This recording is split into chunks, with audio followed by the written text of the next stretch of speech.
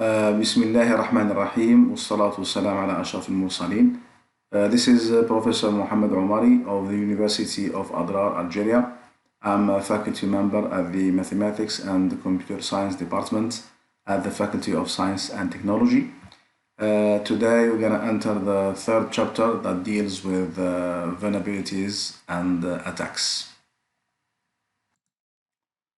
Right, so after we've seen the risk management and the phases that any security expert has to do, now let's see the various different kinds of attacks and vulnerabilities that exist in the internet and in networks and how to avoid them. إذا بعدما رأينا في الفصل الماضي كيفية تسيير الأخطار داخل مؤسسة معينة، اليوم سوف نتناول الفصل الثالث الذي يتعامل مع ما هي أنواع الهجومات أو أنواع البرامج الخبيثة ونقاط الضعف الموجودة في الشبكات أو الموجودة في الإنترنت التي يستغلها المهاجمين أو الهاكرز. So let's recall what is an attack and how an attack happens. So an attack is by definition an act that takes advantage of the vulnerabilities in order to compromise a system or a machine. إذا ما هو الهجوم؟ تعريفه في المعلومات أو في حماية المعلومات هو عبارة على عمل معين الذي يستغل نقاط ضعف موجودة في نظام معين أو في شبكة معينة، وهذا من أجل الاستحواذ ومن أجل التحكم في نظام معين أو في جهاز معين. As we said that we have threats and threat agents, and those are the main actors that take advantage of the vulnerabilities in order to either steal or damage the assets of an organization. إذا التهديدات والعوامل أو عامل التهديد كما كتذكير أنه التهديد مثلا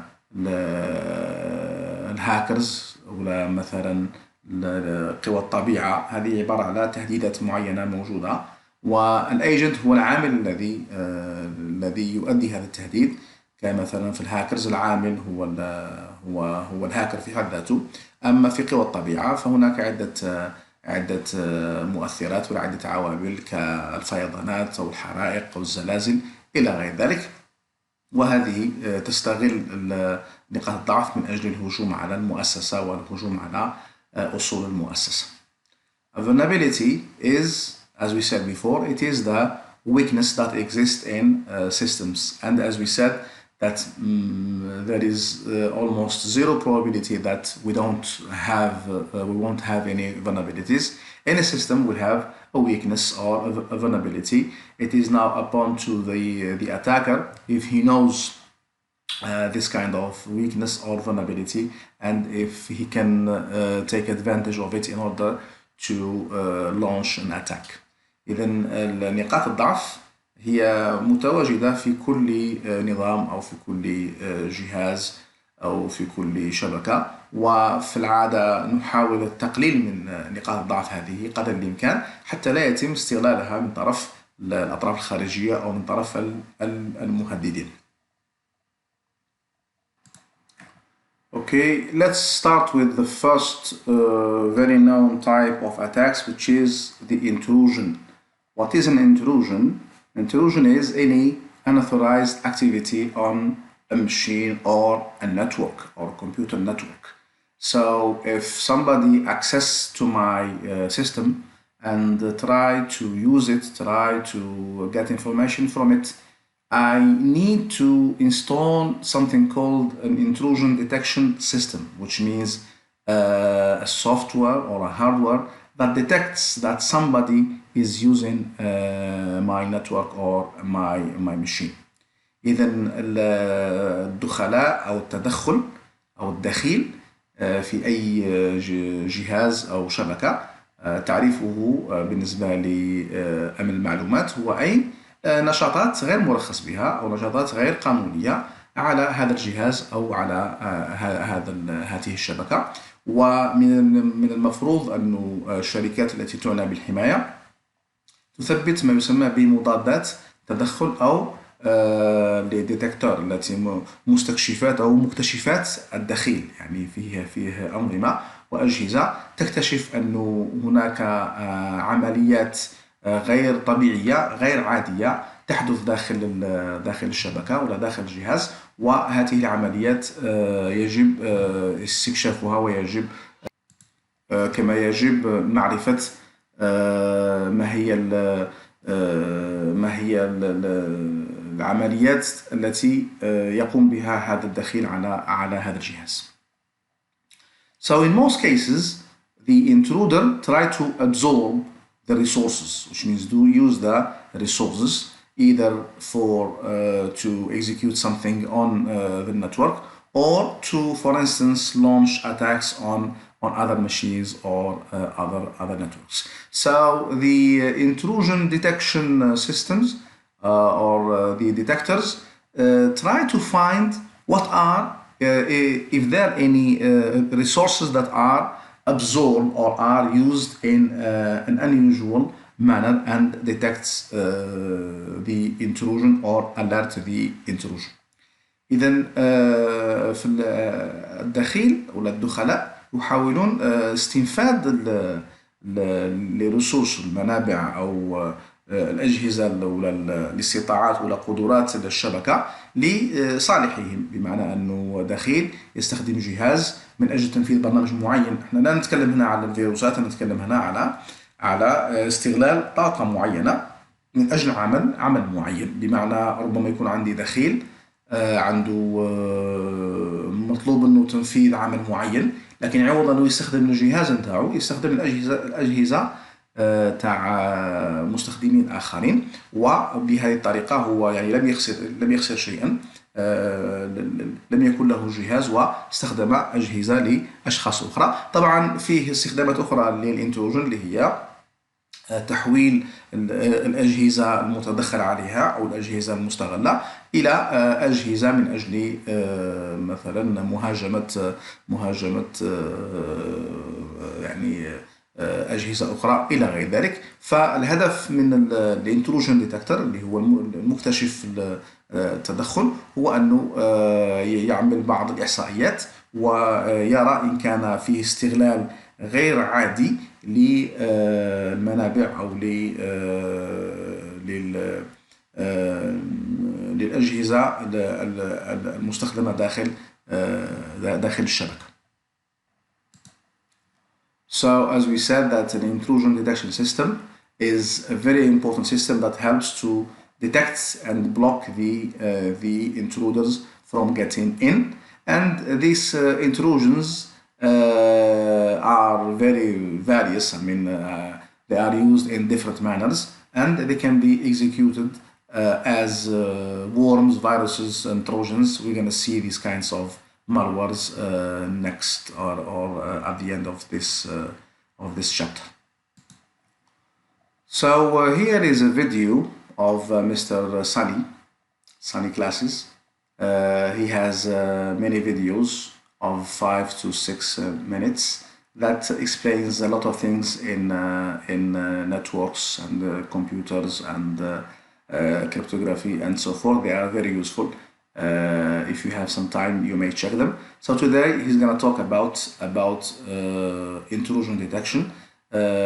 We have the intrusion detection systems and the intrusion prevention systems. إذن هذه بعض هذا فيديو سوف يقوم الأستاذ ساني عنده مجموعة من الفيديوهات القيمة حوالي 5 إلى 6 دقائق، كل مرة يتعرض إلى موضوع معين. إذا كان عندكم في وقت فراغ حاولوا أن تستكشفوا هذه الفيديوهات. اليوم سوف يتكلم لنا على أنظمة استكشاف الدخلاء وأنظمة الحماية من الدخلاء EDS و EPS. IDS stands for Intrusion Detection System. The system is often deployed on the network close to the perimeter.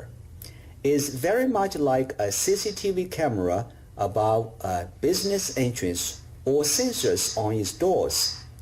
IDS is a passive system that scans incoming traffic. Once the IDS identifies dangerous or suspicious traffic, it can send alerts but leaves the action to IPS. IPS stands for Intrusion Prevention System.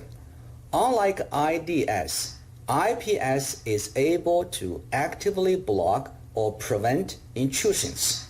It means IPS takes action. 1. Inspection and investigation. Inspection can include signature-based inspection and statistical anomaly-based inspection. Investigation includes analyzing suspicious packets and activities. 2. Action. Once unwelcomed packets are identified, IPS would either put them in quarantine or simply drop them. 3. Logs and reports. Like many security devices, IPS can log attacks and send reports. Keep in mind, IDS and IPS are not necessarily two separate physical devices. They can be combined into one device. They can be also combined with other devices such as firewall, router, or proxy into a single device.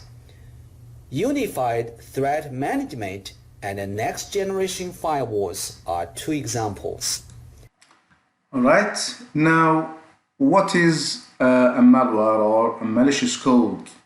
Malicious code is the general name that is given to malwares like viruses, worms, Trojan horses, and we're gonna see those later with a nice definition. Also some active web scripts that execute some malwares that try to either to destroy or to steal information. إذا البرمجيات الخبيثة أو التعليمات الخبيثة هي مجموعة من البرمجيات التي تأتي لنا في شكل فيروسات أو دودات أو أحصنة طروادة إلى غير ذلك في بعض صفحات الويب ويب سكريبت اللي تعنى بسرقة المعلومات أو تعنى بعملية تخريب على الأجهزة أو على الشبكة. The state of the art, the most dangerous malicious codes are polymorphic.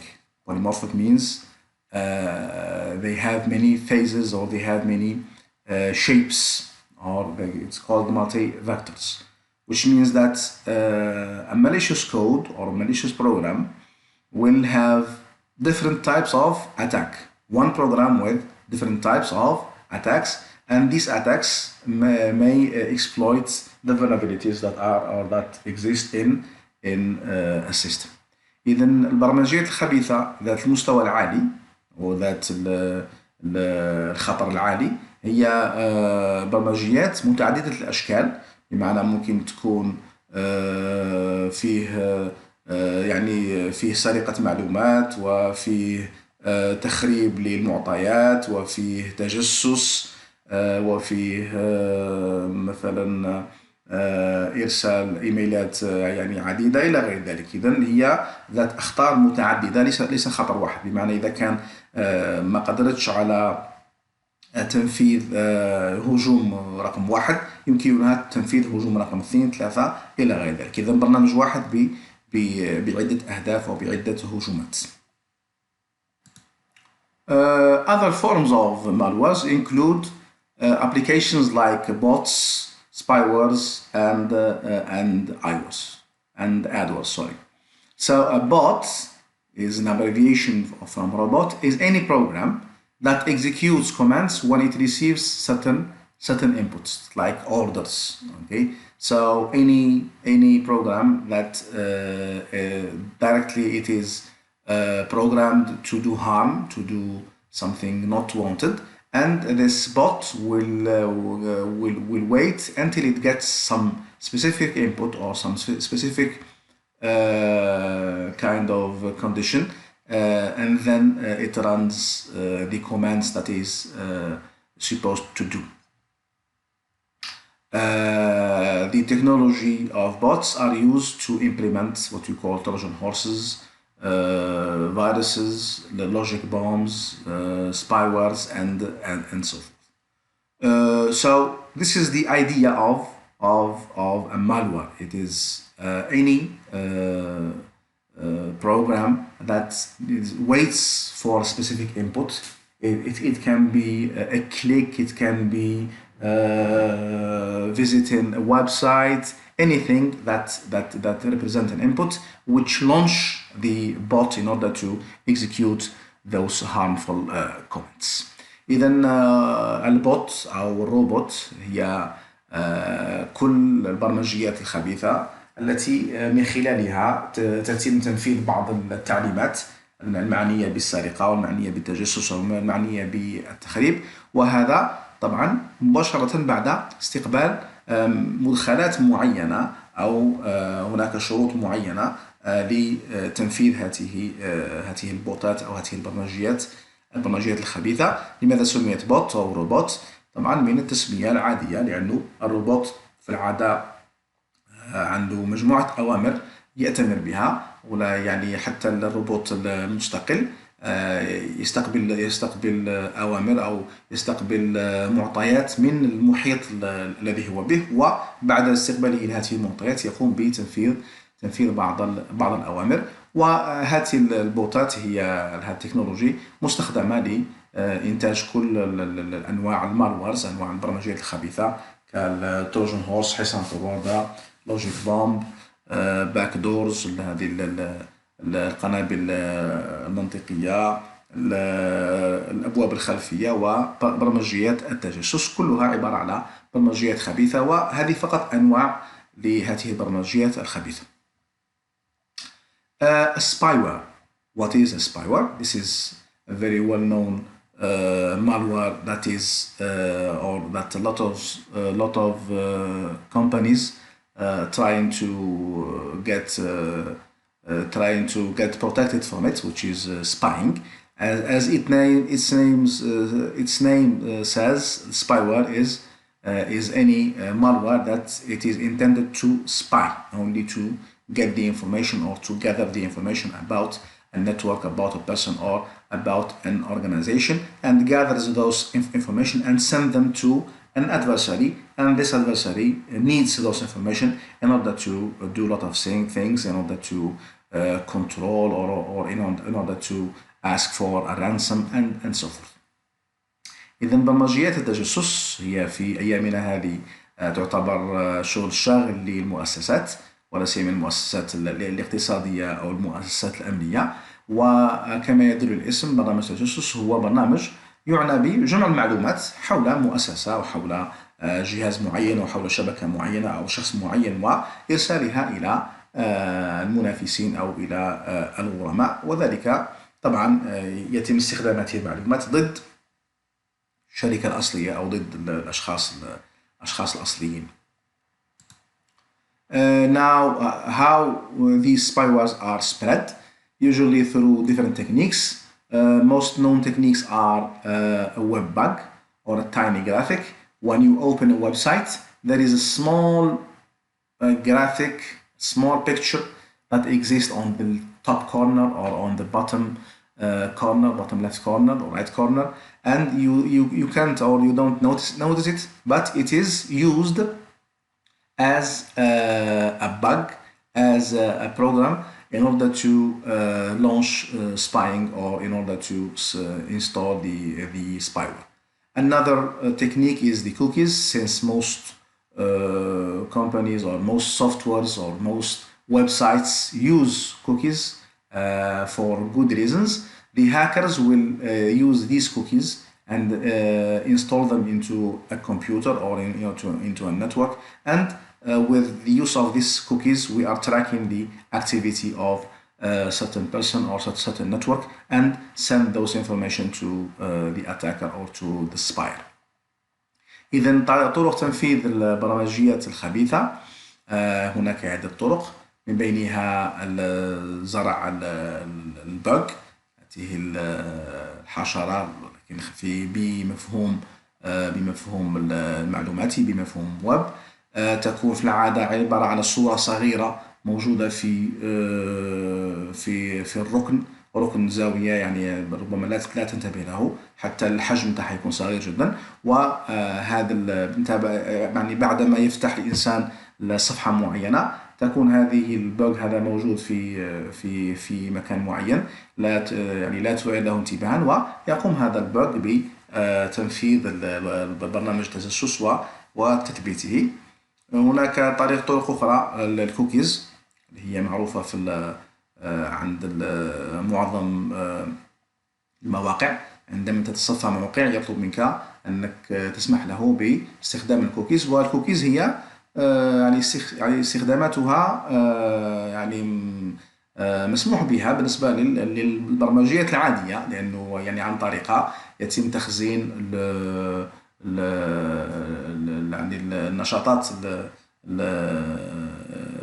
يعني التي يقوم بها الشخص على الجهاز. لكن بالنسبة للبرمجيات الخبيثة تقوم هذه الكوكيز بتتبع ورصد الأنشطة الخاصة بهذا الشخص وإرسالها إلى الشركة التي تقوم بالتجسس. Adrar is another form of malwares. Adrar is short for advertising software, as its name indicates here, which means that it is used for publicity or for marketing purposes. And usually these adwords are in form of banners or window pop-ups that come up into the screen and trying to convince the user to buy a product or something. So the adwords are less harmful. They are not like spywares or viruses or bots in general, but they are a little bit annoying sometimes. They get advertise unwanted goodies, so they are considered less harmful, but they are annoying since the user did not ask for them. بالنسبة لبرامج الإشهار أو البرمجيات الإشهار التي هي في العادة عبارة على نوافذ تأتي صدفة، تأتي يعني تخرج لوحدها pop-ups، والهدف منها التسويق لمنتج معين، والهدف منها إقناع المستخدم بشراء المنتج معين، وحتى أنه هذا الأدوار تقوم بسرقة أو ربما معرفة توجه المستخدم، يعني خلال الأشهر الأخيرة ولا خلال نشاطاته الأخيرة للشراء، يعني ماذا كان يشتري وماذا يحب كتب أم يحب أدوات طبخ إلى غير ذلك. ويتم هذه الأدوار يعني يأتي بعروض معينة. طبعا العروض هذه مدفوعة من طرف الشركات المعنية، الشركات الاقتصادية، والهدف من هذه الأدوار هو إقناع المستخدم عن طريق معرفة ما تاريخه ومعرفة ما يقوم بشرائه عن طريق تراكينج، وتقديم هذه العروض له. طبعا الأدوار هي أقل خطورة من البرمجيات الأخرى، برمجيات التجسس ولا برمجيات الفيروسات التي تقوم بتخريب الملفات الموجودة على الجهاز، لكنها تبقى دائما يعني غير مرغوب فيها، لأنه يعني تقلق، وحتى أنه إذا كان تطلق نوافذ كثيرة تاع pop-ups سوف تمنع المستخدم من المتابعة العادية لبرامجه وللصفحات التي قد فتحها. So here is another short video that explains what is a spyware. Spyware is software that is designed to gather data from your device. It can communicate your personal and confidential information to a user who has malicious intent. As long as you're using a device connected to the internet, you are in danger of spyware infestation. Hackers can get spyware onto your device in many ways, but these four are the most common. Firstly, spyware can penetrate your device in the form of a Trojan, which is a type of malware that is disguised as legitimate software. Hackers use the Trojan in a sneaky process called social engineering, which is a method into tricking users to load and execute the virus. Secondly, spyware can infect your device when you interact with legitimate programs. This type of spyware infection can happen on three types of programs: adware, pornware, and riskware. Specifically, hackers can exploit user interactions with advertisements, adult material content, and various third-party program downloads to gain access to devices. Thirdly, hackers can exploit and compromise tracking cookies, which is a common practice many legitimate websites employ. Finally, hackers can get spyware onto your device through system monitors that are designed to monitor computer activity and performance. Once spyware gets onto your device, it can cause very nasty problems. It can communicate your personal and confidential information to the attacker, with information to valuable things like your email activity, passwords, social media accounts, credit card information, and purchase history. Your online identity is at high risk of being stolen and imitated. The spyware can also corrupt and compromise your device's performance. It can soak up your device's resources, making it run slowly, tag in between applications, crash, and overheat. Furthermore, the spyware can manipulate search results and serve you potentially harmful and fraudulent websites, which may trick you into clicking into more harm and dangerous viruses. A good first layer of protection is prevention through safe internet browsing practice, like not clicking on unexpected links in emails or entering suspicious websites. However, not downloading a program and never clicking on an email attachment is not always an option. That's where a trusted internet security solution will give you peace of mind. It will provide early detection and proactive protection.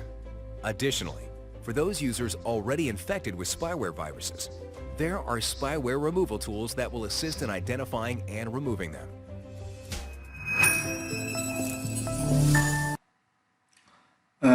The next type of malwares is the hoaxes. These type of attacks are usually linked to a virus. So a hoax means a deceiving action, which means that a virus is being sent to a network or machine, and it might install or show a message, which means that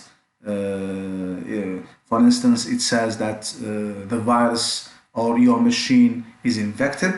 Now we are trying to disinfect it, and you press OK, and it shows you a legitimate message saying that now your machine is safe and there is no virus. But even you are trying to do the right thing, which means you are trying to say OK, that which means that now my machine is safe. But by pressing those buttons, you are installing another virus, and you are sending the attack to your friends or your co-workers, which means here that you are infecting other machines without knowing it. إذا المخادعات ولا برمجيات المخادعة هي عبارة على برمجيات من تهدف إلى أنه تخدع المستخدم بمثلا إظهار على الشاشة رسالة تفيد بأنه هناك فيروس في الجهاز، وسوف نحاول تنظيف الجهاز من هذا الفيروس. بعد الضغط على أوكي يعطينا رسالة أخرى أنه الآن جهازك تمت إزالة الفيروسات وجهازك الآن نظيف ولا يوجد أي شيء. لكن أنت بمجرد ما تضغط على أوكي تعطي كما قلنا في البوتس في البرمجيات اللي هي روبوت، هذاك أمر، نعطي أمر لبرمجية معينة إلى أنه نقوم بتوزيع الفيروس إلى العاملين معنا، ولا إلى أصدقائنا، ولا إلى مجموعة الأصدقاء الموجودين في القائمة تاع الكونتاكت إلى غير ذلك. وهنا المستخدم تم خداعه عن طريق برنامج يظهر له أنه يقوم بأعمال حسنة، ولكنه هو يقوم بأعمال أخرى سيئة. وطبعا الأمثلة كثيرة، حتى مثلا لما يجينا إيميل في العادة في السبام، وإيميل هذا غير مرغوب فيه، ومثلا إيميل يقول باللي هناك جائزة تنتظرك، اضغط على اللينك المعين إلى غير ذلك. إذا أنت بمجرد الضغط على هذاك الرابط فأنت يعني الهدف أنت تنظر له وكأنه عمل عادي، لكنه هو عمل مخادع الذي سوف يعني يخدعنا ويقوم بعمل خبيث ولا بتثبيت برمجيات خبيثة. Backdoors are also a problem in information security. A backdoor is usually a door. You can get the name from it, a backdoor, which is a door that is left by the designers, by those who implemented the software, in order, they are intentionally left behind in order to make some stuff like maintenance or any other stuff. And it is sometimes it is imposed by the government.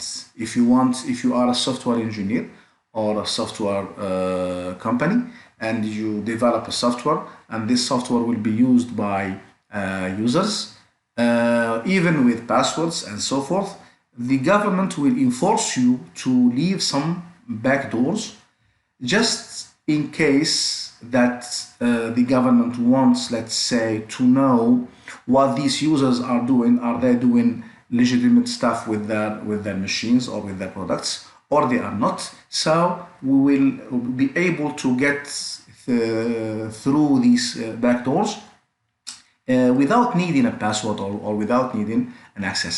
So the backdoors are an abnormal access, not a normal access. It is illegal in terms of the user, but for the government it is legal if the government wants to make sure that everything is correct. So the backdoor usually are really hard to detect. Why? Because they are implemented by the system designers. The program designer, the program developer is the one who lets that backdoor for an abnormal access or for an illegal access. And I have said, as I have said, this technology or this flaw or this vulnerability, sometimes it is imposed by the government in order for national security or to guarantee the national security. إذن الأبواب الخلفية هي أيضا مشكل موجود في أنظمة المعلومات الأمنية. والباب الخلفي هو عبارة على مدخل للجهاز أو مدخل للبرنامج، وهذا المدخل تم تركه يعني بنية أو بنية مبيتة من ما يسمى بمطوري النظام أو مطوري الجهاز أو مطوري البرنامج les développeurs. فهم الذين يتركون عن قصد يتركون هذه الأبواب الخلفية. ما معنى باب خلفي؟ بمعنى أن ممكن ندير برنامج وهذا البرنامج له كلمة سر واسم مستخدم إلى غير ذلك، وبالنسبة للمستخدم لا أحد يستطيع الولوج إلى جهازه ولا إلى برنامجه إلا عن طريق هذا اسم المستخدم وكلمة السر. لكن بالنسبة للمهندس الذي برمج لك هذا البرنامج هو يترك باب خلفي، معناها يمكنه الولوج إلى هذا البرنامج دون الحاجة إلى كلمة السر الخاصة بك ودون الحاجة إلى اسم المستخدم الخاص بك. هذاك على سموه باك دور، معناها باب خلفي ليس باب أمامي. باب أمامي معناها تأتي وتستخدم كلمة السر واسم المستخدم إلى غير ذلك. إذن هذه الأبواب الخلفية التي يتركها المهندسون، هنا الفرق أنه الذي تسبب في نقطة الضعف هو المهندس في حد ذاته، وذلك عن قصد يعني بنية، ماهوش بسوء نية ولا بنسيان، فترك هذا الباب الخلفي. وهذه الأبواب الخلفية هي في العادة تكون يعني بضغط من الحكومات وبضغط من مثلا من وزارة الداخلية كمثال، وهذا من أجل مش من أجل التجسس على الناس، ولكن من أجل التحقق من أنه في جهاز معين ولا في برنامج معين أن العمل الذي يقوم به المستخدم في بيته ولا في شركته هو عمل قانوني، مش عمل ضد الامن العام نتاع الدوله. اذا نحن اذا كان كمراقبين كدوله مثلا ولا كحكومه نريد التحقق من بيت معين انه ما فيش انشطه ارهابيه مثلا ولا انشطه تخريبيه ولا انشطه مثلا نقل مخدرات، او فنريد الولوج الى الجهاز ولا الى البرنامج الذي يستخدمه مستخدم ما، فقط احنا عندنا شكوك عليه فنريد التحقق. اذا نريد أن هذا الباك دور يعطيني مدخل يعني هو غير قانوني ولا غير مصرح به بالنسبة للمستخدم. هذا المدخل يمكننا من الولوج داخل الجهاز ومعرفة ماذا يحدث. فإذا كان الذي يحدث هو أمر عادي يعني الأمور تكون عادية، لكن إذا اكتشفنا أن الأمر غير عادي، إذن هذا الباك دور أعطانا وسيلة للوصول إلى المجرمين وإلى معرفة يعني ما يحدث من أعمال تخريبية تمس بأمن الوطن. طبعا هذا الباك دور هو دائما يبقى فيه إشكالية بالنسبة لاحترام الخصوصية للمستخدم، وطبعا فيه دائما جدل هل الباك دور هذا قانوني غير قانوني الى غير ذلك. طبعا من خصائص الباك دور انه صعب اكتشافه، لانه هذا ليس فيروس، هذا ليس برنامج تجسس تم تثبيته، لا، هذا الباك دور هو عباره على vulnerability، عباره على نقطه ضعف وضعها عن قصد المهندسون من اجل طبعا اهداف في العاده اهداف الامن العام الخاصه بالدوله. Another very known attack is the attack on passwords, or as we call it, a password crack. Here the hacker or the attacker is trying to know what is the password of an application or of a machine in order to get access to that program or to that machine. And cracking means to reverse calculate the password. This is what we mean by cracking. Usually the password is saved in a file, in data file, called the security account manager. So all your passwords inside your machines, if you are using Windows or any other system, they are kept in a file, but not in a plain form. They are usually kept as hashing.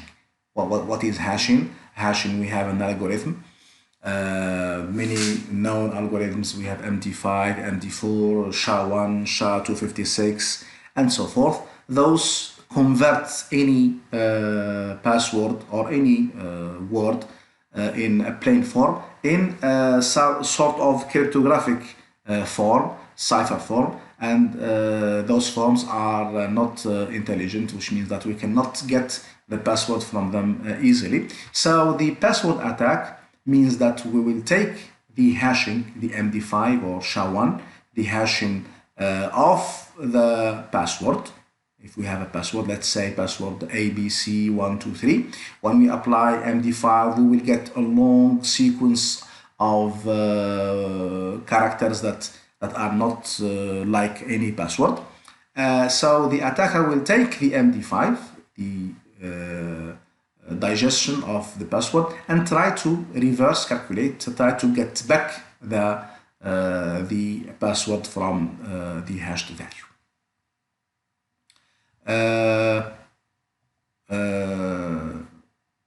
The password crack الذي هو عملية كسر كلمة السر أو استنباط كلمة السر، هي في العادة متعلقة عملية عكسية، نعكس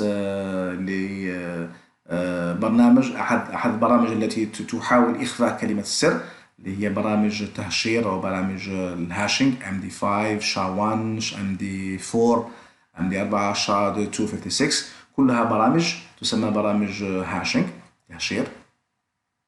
الهدف منها هو تحويل كلمة السر إلى كلمة مشفرة، وهذه الكلمة المشفرة في العادة حتى الطول لا يكون نفس الطول، ويستخدم هذا الهاشينج في العادة في معظم أنظمة التشغيل، تحول كلمة السر، يعني تحاول الحفاظ عليها عن طريق تحويلها إلى كلمات ولا إلى عبارات مشفرة، وتحفظ داخل ملف يسمى دي سام داتا فايل. هذا الملف موجود داخل أنظمة التشغيل. فكسر كلمة السر يتم عن طريق الحصول على هذا الملف والحصول على كلمة السر التي هي مشفرة ومحاولة عكس عملية التشفير هذه أو التهشير، عكس العملية هذه واستنباط الكلمة الأصلية أو كلمة السر الأصلي. The same thing for password. We have another attack called the brute force. Here means that we will try every possible combination to brute force the attack. Let's say we have one of those locks that have combinations from 000 till 999. So a brute force means that we will go through all the values from 000, 001, 002 until we reach the 999, the 999. Of course, one of those combination is the right combination. So this is brute force, which means trying every possible value of the password. One way to control the brute force attack is to get a longer key or a longer password, which means if we have a password of 2 characters or of 2 digits, this is very easy to crack. But if we have a password of 12 or 20 characters, this will get hard. So the longer the password, the harder the brute force. One other technique of controlling the brute force is to limit the number of attempts. So usually, let's say in an ATM machine, if you use another card which is not yours and you try to access or try combinations, the ATM machine will limit you. Usually you have 3 attempts. If you fail to enter the right code or the right password, then the card will be taken by the bank.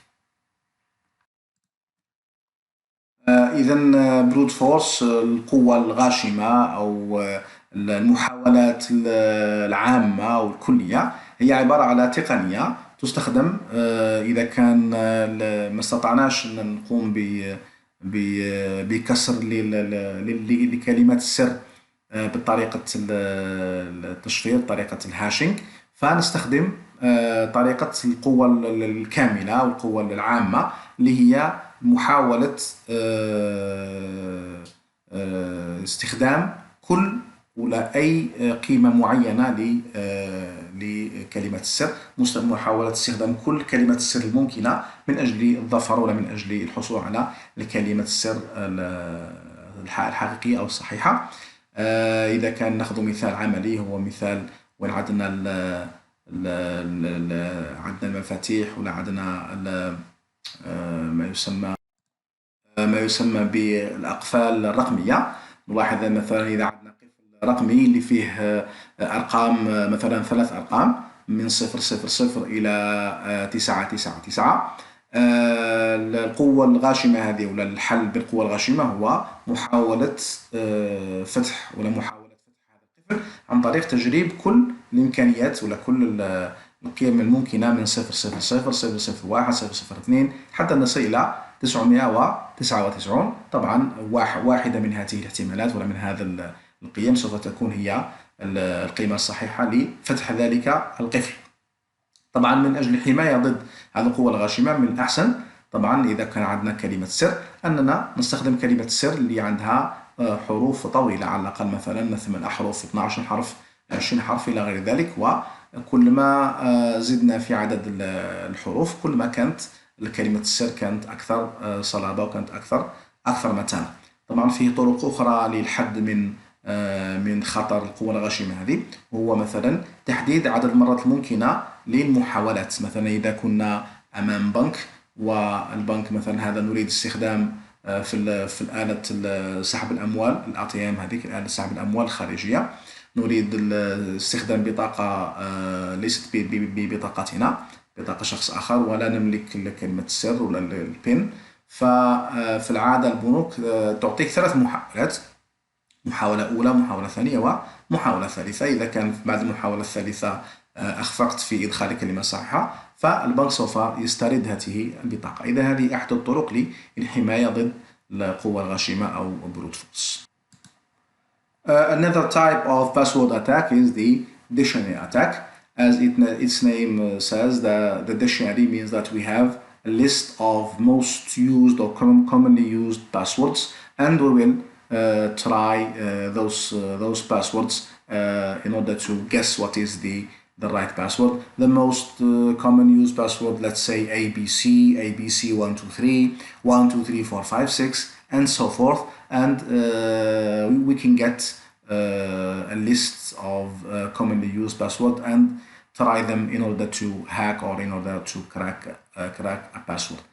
But if some good rules are implied, let's say that the rules will require us to use numbers, to use long sequences, to use some special characters, so this will make the dictionary attack less effective, which means we will not get successful with this kind of attack. So this attack is, or the dictionary attack is used against the easy to guess passwords, the most known or most commonly used passwords like AZRT or QWERTY and so forth. إذا الهجوم على كلمات السر باستخدام القواميس هو أيضا هجوم معروف. الهدف منه معرفة كلمة سر معينة باستخدام قائمة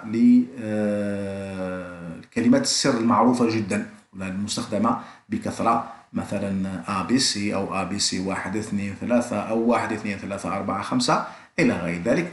وعندنا قائمة طويلة، في العادة هذه القائمة تحصر عن طريق إحصائيات معينة سنوية، وباستخدام هذه القائمة يمكننا في بعض المرات النجاح في كسر كلمة سر معينة.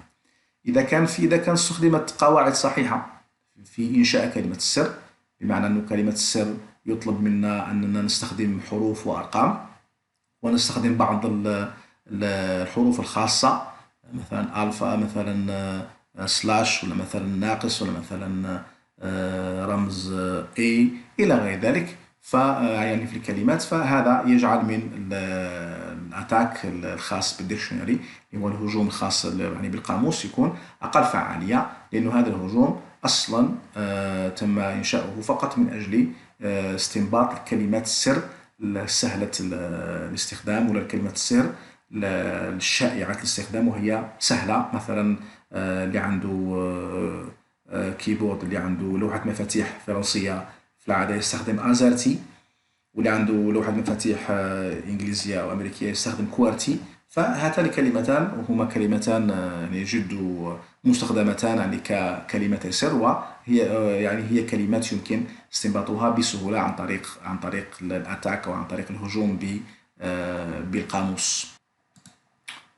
Here is another video that talks about dictionary attack and brute force attack.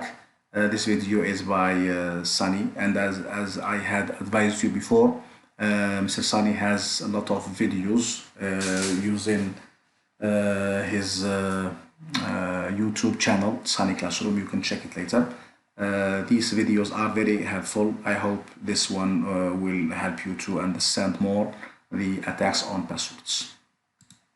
Hello, this is Sunny. Welcome back. Today my topic is dictionary attack and brute force attack.